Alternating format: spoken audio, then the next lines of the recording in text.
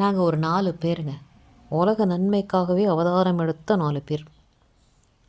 வருஷா வருஷம் இந்த ஊரும் நாடும் உலகமும் கேலக்ஸியும் இன்னும் என்னென்ன இருக்கோ எல்லோரும் சந்தோஷமாக நல்லா அமோகமாக இருக்கணுங்கிற ஒரே காரணத்துக்காக வாக்கிங் போவோம். ஒரே ஒரு தடவை போவோம். அப்படி பிளான் பண்ணி போயிட்டுருந்த நாங்கள் வயசானதுனாலையோ என்னவோ தெரில, அப்படி சொல்லக்கூடாதுல்ல, பிஸி ஆனதுனாலே என்னவோ தெரில 4-3 ஆச்சு, 3-2 ஆச்சு. இப்படியே விட்டால் சரிப்பட்டு வராது பாருங்கள். அதனால் அடுத்த தலைமுறையில் ஒன்று இழுத்து போட்டுக்கிட்டு நானும் என் ஃப்ரெண்டும் இன்றைக்கி மண்டாய் பிராட் வாக் உலக நன்மைக்காக வாக்கிங் போகலான்னு கிளம்பி போனோம். எங்களுக்கு சாச்சக்காங்கிலேருந்தே பஸ் இருக்கிறதுனால பெரிய பிரச்சனை இல்லை. 9 to 7 எடுத்து போய் இறங்கிட்டோம். அந்த மண்டாய் வைல்ட் ரிசர்வ்குள்ளே பஸ்ஸு திரும்பின அடுத்த நிமிஷம் சொந்த பந்தத்தை பார்க்க போகிறோங்கிற ஒரு குதூகலத்தில் முதல் பஸ் ஸ்டாப் பேர்ட்ஸ் பேரடைஸில் இறங்கினோம். நீங்கள் போனால் தயவு செஞ்சு இறங்கிடாதீங்க, கூட 1 கிலோமீட்டர் நடக்கணும். ஜூ என்ட்ரன்ஸில் போய் இறங்குங்க. எப்படியோ தட்டு மாதிரி போய் சேர்ந்துட்டோன்னு வச்சுக்கோங்களேன். அங்கேருந்து தான் ஆரம்பிச்சது சோதனை. திருப்பதி கியூ மாதிரி அவ்வளோ கூட்டம். அஃப்கோர்ஸ் எங்களை மாதிரி விஐபிலாம் வந்தால் கூட்டம் சேரத்தான் செய்யும். இருந்தாலும் ஒரு நேரத்தில் 2 பேர் போகிற அளவுக்கு தான் இடமே இருந்துச்சு.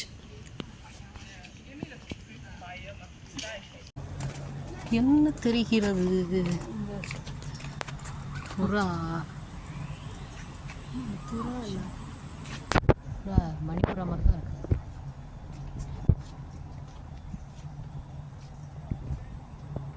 மங்கியெல்லாம் பார்க்கணுன்னு வச்சுக்கோங்களேன், ரொம்ப சிம்பிள். 1 2 3 monkeys. என்ன லாவண்யா சொன்னேன்? இருக்கு ஜிராஃப் இருக்கு. I could see the giraffe. Finally.